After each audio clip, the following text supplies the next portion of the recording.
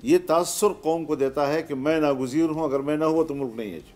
तो ये चीज़ें, ये तासुर जो है मेरे ख्याल में हमें लाना चाहिए कि मुल्क मजबूत है, मुल्क के इदारे मजबूत हैं, मुल्क का पार्लिमान मजबूत है, जमहूरी अमल मजबूत है, और उसको उस सिमत पे ले जाया जाए कि जहाँ पर कौम मुतमईन हो सके। अच्छा सर, यहाँ पर मैं आपसे उज्जत करूँगा कि पार्लियामेंट में हमने बड़ी तकरीर सुनी, सियासी जमातों के लोगों की तकरीर सुनी, आप लोग काफ़ी बैठे, बंदियाल साहब की कोर्ट थी, उसमें आपने फुल कोर्ट मांगा, जो फैसले आए, मियाँ नवाज शरीफ साहब इलेक्टेड वज़ीर आज़म थे, उनकी हुकूमत को जिस तरह गिराया गया, गैर आइनी तौर पर पंजाब की हुकूमत 63A पे गिराई गई। अभी 8 रुकनी बेंच का जो फैसला आया रिज़र्व सीट के बारे में, यकीनन मैं आपसे पूछूंगा कि आप समझती हैं ये जुल्फ़िकार अली भुट्टो साहब को जो है वो फांसी दे दी गई।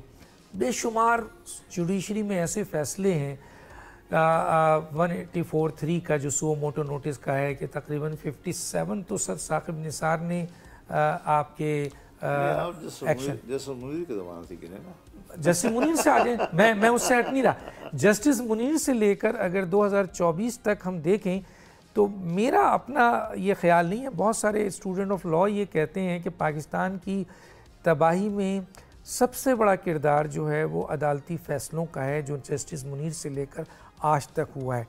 और भी इदारे हैं। अब एक और चीज़ भी आती है सर कि आप इंतज़ाम हर की जुरिडिक्शन है, आइन ने तो मुतरफ़ किया हुआ है सर, पार्लियामेंट की जुरिडिक्शंस है, जुडिशरी की जुरिडिक्शंस है, एग्जेक्टिव की जुरिडिक्शंस है। लेकिन हम ये देखते हैं कि सर सुओ मोटो नोटिस के तहत जस्टिस इफ्तिखार ने या जस्टिस साकिब निसार ने या जस्टिस बंदयाल ने या ज़हीर साहब ने ये जुडिशल एक्टिविज़म पैदा की, इतनी ताकत दे दी कि वो इंतज़ामी मामलात में घुसने लगे। पार्लियामेंट की तरफ से हमें तकलीफ़ मिली, सियासतदानों ने इजहार किया, इंतज़ामिया ने इजहार किया। तो आप नहीं समझते सर कि इस वक्त जो अदालत है, जिस तरह अभी 8 रुकनी बेंच ने फ़ैसला दिया और उसके बाद वो फ़ैसला आप कैसे देखते हैं? लोग उसको अनकॉन्स्टिट्यूशनल फ़ैसला कहते हैं, री राइटिंग ऑफ द कॉन्स्टिट्यूशन है जो उनकी इख्तियार नहीं है, उसके बावजूद वो कह रहे हैं कि हमारा फ़ैसला मानो हर सूरत में। तो जुडिशरी आउट ऑफ वे जाकर अपने इख्तियारात से तजावज़ कर रही है और उनका एहतसाब भी नहीं होता है सर। किसी जज का एहतसाब बता दें जस्टिस मुनीर से लेकर, तो क्या ऐसी अदालत को जो ख़ुद साख्ता इख्तियार लेकर दूसरों के इख्तियारात गसब कर रही है और बहुत ज़्यादा आपके अपने इख्तियारात से तजावज़ काम कर रही है और अनकॉन्स्टिट्यूशनल फ़ैसले कर रही है और उसका कोई बिगाड़ भी नहीं सकता, आप नहीं समझती कि उनको कंट्रोल किया जाए सर, उनकी इस्लाहात की जाए जैसे दुनिया में होता है? डॉक्टर साहब आप मुझे सपोर्ट कर रहे हैं, मैं आपको शुक्रिया अदा करता हूँ। Thank you sir. ये मेरा दावा है कि आईनी इस्लाहात लाई जाए, ये तजवीज़ ही मेरी है और यही उन्होंने मुझे जतलाने की कोशिश की कि आपने मुद्दत मुलाजमत में इजाफे का बात की, हमने वो वापस ले ली। आपने जजों की तादाद में इजाफे को कहा कि भाई इसको फ़िलहाल छोड़ दें, आपने छोड़ दिया। आपने कहा कि अदालती इस्लाहात होने चाहिए, तो ये बात मैंने इसी बुनियाद पर कही थी कि ये माजी मुझे मालूम थी और हमने इदारे को अपने दायरे कार के अंदर और उसके अंदर ताकतवर बनाना था।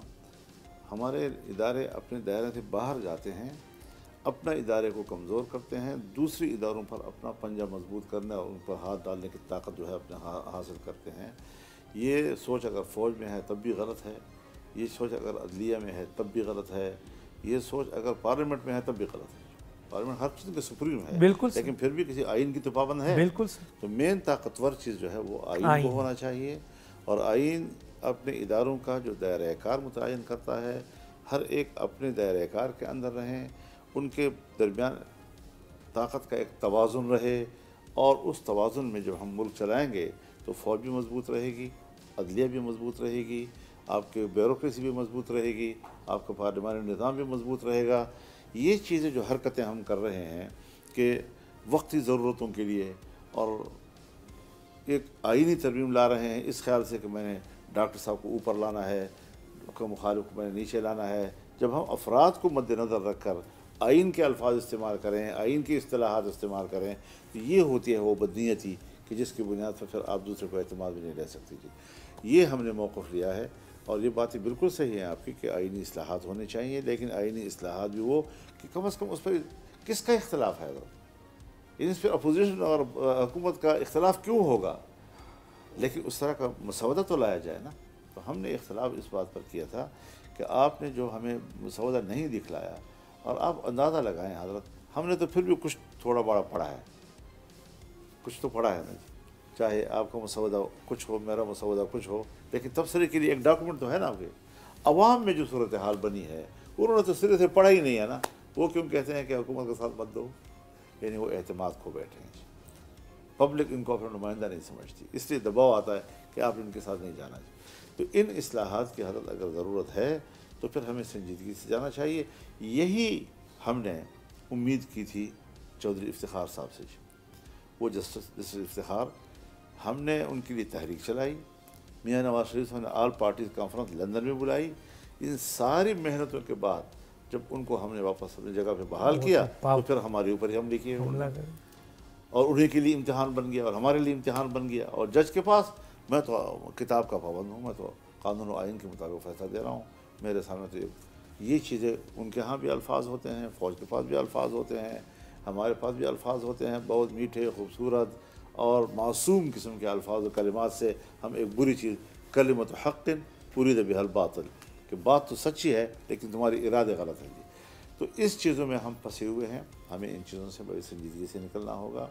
वक्ती ज़रूरतों को पूरा करने के बजाय हमें एक दायमी इस्लाह की तरफ जाना पड़ेगा। सब्सक्राइब करें और बेल दबाएं ताकि कोई खबर रह न जाए।